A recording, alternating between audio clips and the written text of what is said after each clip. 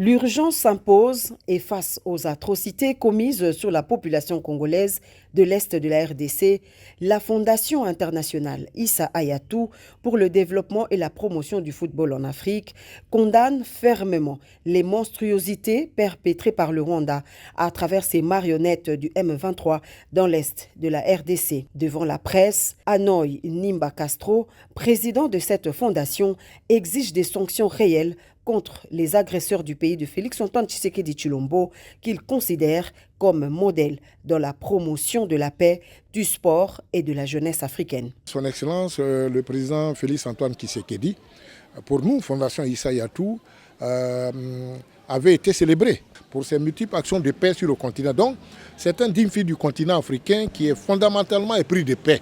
Alors nous n'avons pas supporté qu'il soit agressé de la sorte, que son pays soit agressé de la sorte. Il était important pour nous de donner de la voix, condamner fermement le Rwanda, cet État voyou encore que je précise, et les terroristes du M23.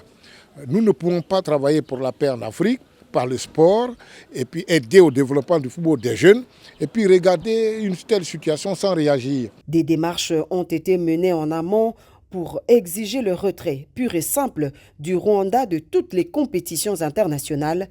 Ajouter à cela la résiliation du contrat avec des équipes européennes qui sont en parrainage avec le Rwanda. C'est pourquoi ce matin nous avons interpellé et demandé à la CPI d'intervenir, de s'autosaisir de la situation à l'est du Congo et lancer un mandat d'arrêt contre le cerveau de cette grave situation que vit la RDC, que vit toute l'Afrique même, et qui n'est autre que Paul Kagame et son bras séculier, ces terroristes-là qu'on appelle Nanga, qu'on dit qu'il est congolais, mais je doute fort de sa congolacité. Parce qu'on ne peut pas être congolais et puis tuer ses propres frères, ses propres sœurs. Nous avons donc invité la FIFA à suspendre le Rwanda de tout ce qui est football.